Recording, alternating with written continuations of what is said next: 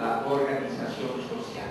Así que la interculturalidad pues es un concepto que lo debemos de tener presente, que debemos de reflexionar mucho sobre él y no solamente quedarnos en lo convencional y lo clásico, sino hay que ver otros tipos de interculturalidad para ir buscando y estableciendo los puentes de comunicación entre estos diferentes sectores para llevar adelante pues una nación, para llevar adelante un país con alma, con identidad y a la vez con objetivos claros, saber a dónde nos vamos, hacia dónde apuntamos en el futuro, qué queremos ser en el futuro, como colectivo, como nación, no solamente como personas, sino como un todo, pero no como una parte.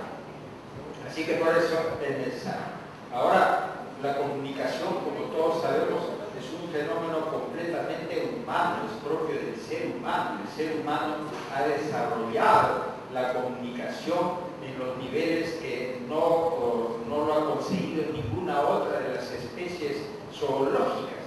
O sea, hay comunicación entre ellos, hay un lenguaje también entre los animales, mucho más entre los que saben vivir en sociedad, las abejas, saben vivir en sociedad, tienen sus mensajes entre ellos, pero nunca con la riqueza, con la amplitud, con la complejidad de la comunicación humana. Entonces la comunicación humana es parte de la propia humanidad y es lo que nos hace a cada uno de nosotros verdaderamente seres humanos.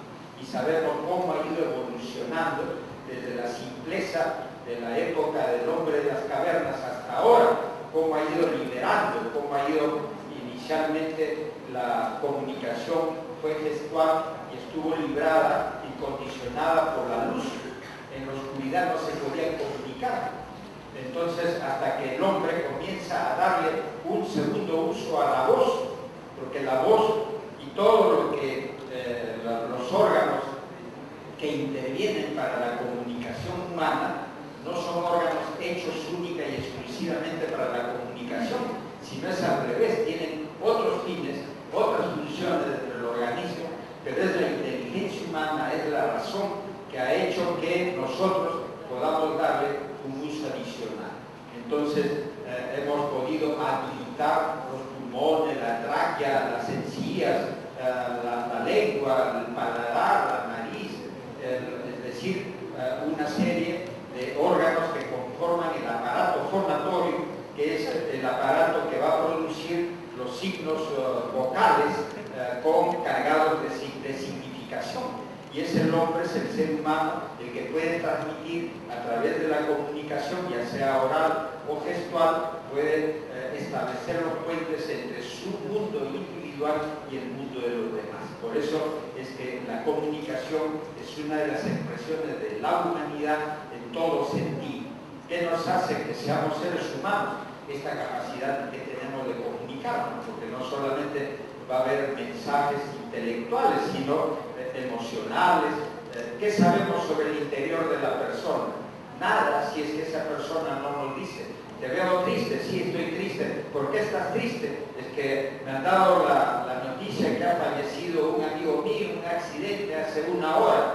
Entonces por eso me entero y sé la razón y la causa por qué está triste. Pero si no hubiera esa capacidad de expresión, pues no sabríamos por qué está triste. Así es que la comunicación compromete la vida. La comunicación, según los especialistas, comprende prácticamente el 80% de la vida de las personas y se comunica con todo. Se comunica no solo con las palabras, con las manos y los gestos de la cara, sino con todo, con los movimientos del cuerpo también comunicamos. Ahora, con lo siguiente. ¿Qué desafíos podríamos esperar para Ausate y Mesa? Sabemos que está en proyecto su propuesta de convertirse en universidad. Esta institución tutelar en la formación de comunicadores sociales tiene el desafío de comprometer su destino a contribuir a forjar el proyecto histórico que viabiliza